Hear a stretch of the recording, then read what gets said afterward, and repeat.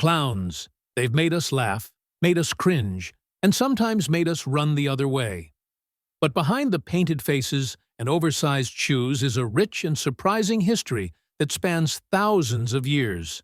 From ancient jesters and Italian tricksters to circus icons and horror movie nightmares, clowns have always reflected the strange, silly, and sometimes dark side of human nature. Here's a quick journey through the wild world of clowns.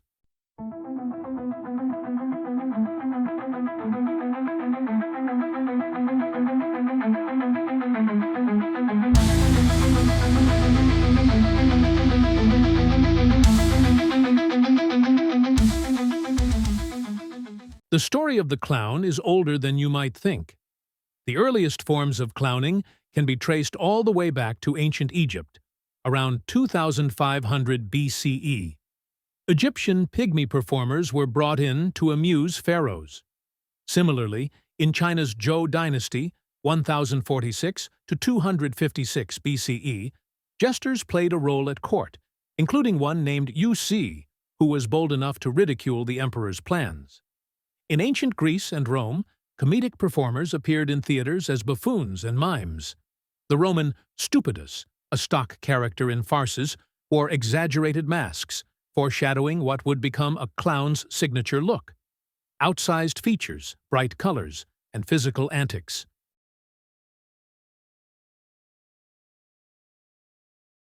By the Middle Ages, the archetype evolved into the court jester or fool.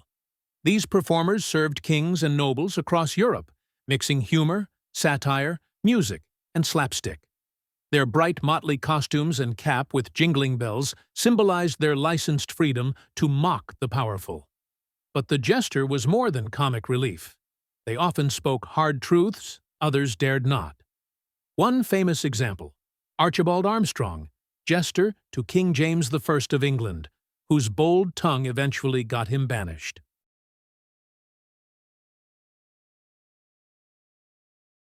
In the 16th century, clowning took on a new theatrical form in Italy's commedia dell'arte. This improvisational comedy featured recognizable stock characters: Arlecchino, Harlequin; the nimble, mischievous servant with a diamond-patterned costume; Pulcinella, with his hunchback and squeaky voice; Pagliaccio, the simpleton in white, who inspired later sad clown images. These masked clowns influenced European theater, blending slapstick with sophisticated commentary on society.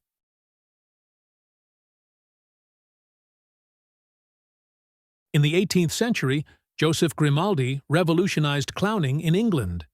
Making his debut in London in the early 1800s, Grimaldi created the white-faced clown persona, a painted white face with red cheeks and exaggerated mouth, colorful costume, and physical comedy. Grimaldi's clown was a superstar of pantomime, and his name became so synonymous with clowns that Joey became slang for clowns in Britain. Meanwhile, in France, Jean-Gaspard de Bureau turned the character Pierrot, the sad, silent, moon-faced figure, into an icon of romantic melancholy, contrasting Grimaldi's energetic gags.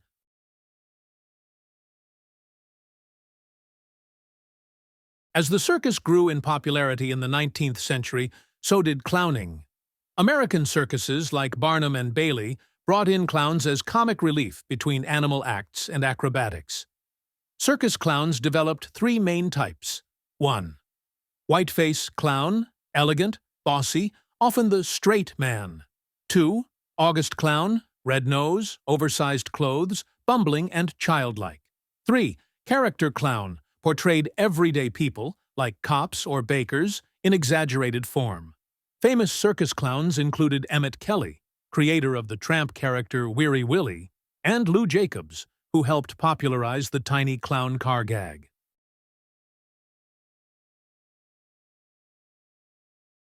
The 20th century saw clowns move from circuses to film and TV. The silent film star Charlie Chaplin, though not strictly a clown, embodied clowning's spirit with his tramp persona, mixing pathos and humor. Later, children's television embraced clowns. Bozo the Clown became a franchise in America starting in the 1940s. Ronald McDonald, created in the 1960s, brought clowning into advertising, turning the clown into a global mascot.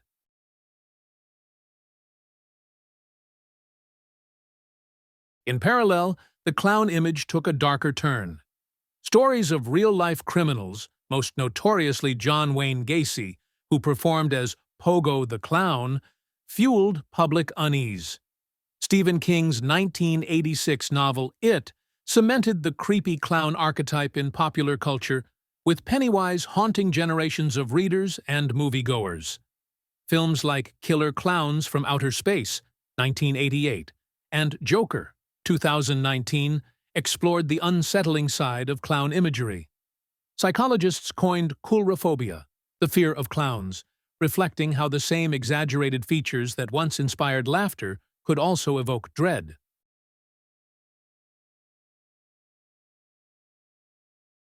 Despite their sometimes sinister reputation, clowns continue to delight audiences worldwide. Cirque du Soleil reinvented clowning with artistic avant-garde shows. Healthcare clowns, sometimes called clown doctors, visit hospitals to bring joy to sick children. Modern clowns span the spectrum, from traditional circus acts to subversive performance artists. In every case, the clown remains a mirror, reflecting our deepest joys, sorrows, and contradictions.